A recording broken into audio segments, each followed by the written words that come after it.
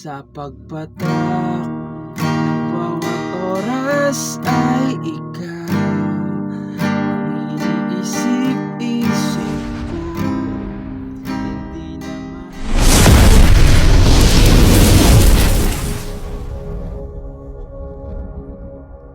Hello mga ka-idol! So ngayon meron na naman akong ituturo sa inyong magandang kanta. Ang title pala nitong kanta ay yung Ikaw by Ying Constantino na easy version lang. Okay? So easy version lang to kasi yung original chords niya is maraming bar chords yun. Okay? Kaya kung mapapansin nyo sa gitara natin is meron siyang kapo. Okay? So yung kapo talaga nito is nasa 3rd fret. Okay? Kung kaya nyo kumanta ng mataas, yung kapo nyo sa 3rd fret nyo ilalagay. Okay? Kung mababa lang naman yung boses nyo, dito nyo siya ilagay sa 1st fret lang. Okay? Pag meron na kayong kapo, ito na yung 1st fret natin. 2nd, 3rd, 4th, 5th, 6th hanggang pataas. Okay? So ito lang yung kapo na kailangan nyo. Tapos dito naman sa chords mga ka-idol, 2 bar chords lang yung gagamitin natin. Okay? Kasi sa original niya nga marami. So dito 2 piraso lang. So dito naman tayo next sa kanyang strumming. So yung strumming pattern natin is ganito lang. Down, down, up, up, down, down. Mas maganda kung merong down up sa dulo. Kung hindi nyo naman kaya, okay lang. Okay? So, proceed naman tayo dito sa kanyang whole verse. So, yung whole verse niya rito is D. Ayan yung D, 1st string, 2nd string, tsaka 3rd string. Ayan yung D. So, tapos ito naman yung sinasabi kong bar chords na una. Ito yung isang bar chords. Ayan. Nakabar siya sa 2nd fret kasi ito na yung 1st fret natin. 2nd fret na to. Okay? Nakabar siya dyan. Dito naman sa 4th fret ay 5th string tsaka 4th string lang. Okay? F sharp minor. Tapos ito yung pangalawang bar chords. B minor.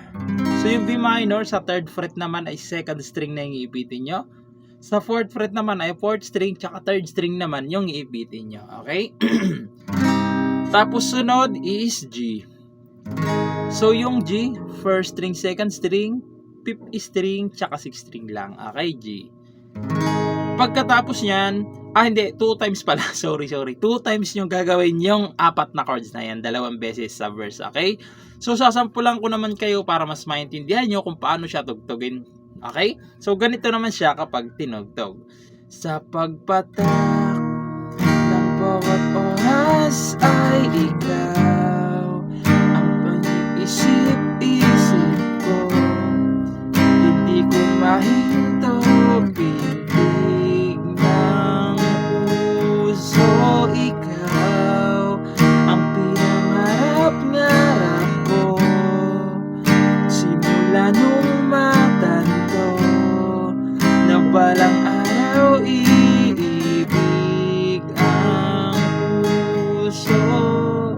Pagkatapos doon, verse muna, okay? So, pupunta lang kayo ng verse 2. So, iniksiyan ko lang para hindi tayo makapiright, okay? So, proceed na lang kagad tayo doon sa part ng chorus. Doon sa Ikaw ang pag-ibig na binigay. So, doon na lang kagad tayo. Proceed na para hindi tayo makapiright. Pero pagkatapos nyo ng, mga ka-idol, ng unang verse 2 muna ulit yung bago pumasok yung chorus. Okay? Baka kasi malito kayo. So, proceed na lang tayo dito kaagad sa kanyang chorus. So, yung chorus niya rito mga ka-idol is same lang nung verse kanina. Okay? Total same lang naman ng verse is gagawin nyo lang siya ng 3 times. Okay? 3 times nyo lang siyang gagawin. Same lang yan ng verse. Okay? Ang naiba lang 3 times nyo na gagawin. Kasi kanina sa verse 2 times lang. Ngayon dito sa chorus 2 times na. Okay? So sasampulan ko naman kayo ng kanyang chorus para mas maintindihan nyo yung tugtugan niya. So ganito naman siya sa chorus. Ay, iaano ko muna mga ka-idol kasi same lang naman, no? So i-demo ko lang muna yung chord. So D, F sharp minor, B minor, tapos G. Okay, so nakakalimutan ko baka kasi malito kayo nung sa verse eh. So ayun, 3 times nyo lang gagawin yan. So ganito naman siya kapag kinantahan. Ikaw ang pag-ibig na hinintay, puso ay nalumbay ng kay tagal, ngunit ngayon nandito na ikaw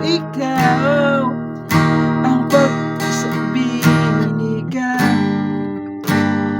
Sa'kin ang may kapal, biyaya ka sa buhay ko.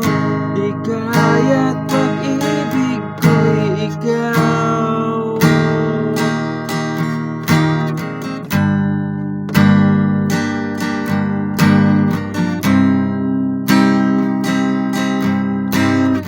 Tapos babalik lang muna kayo doon sa verse.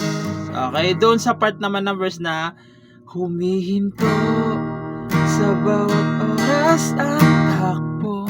Okay, babalik na naman ulit kay roon.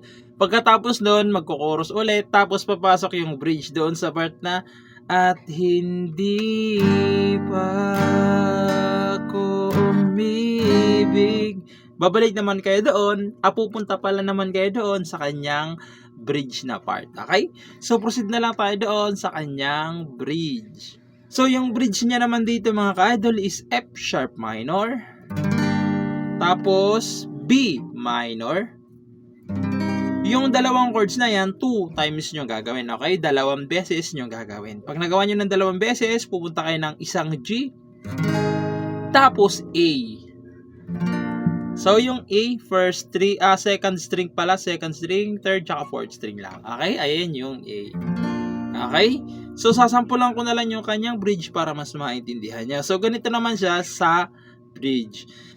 At hindi pa ako umibig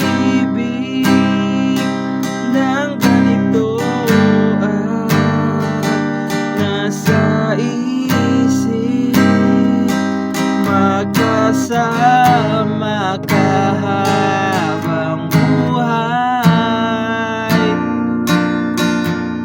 Tapos papasok ulit yung chorus. Ikaw ang pag-ibig na binigay sa'kin ang may kapal, biyaya ka sa buhay ko't ligaya. So, ganun lang siya.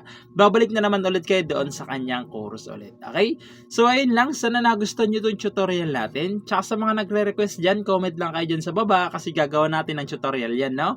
So, medyo matatagal lang tayo kasi nabibisi rin tayo ngayon sa trabaho. So, ayun lang. Good luck sa bago nyong matututunan.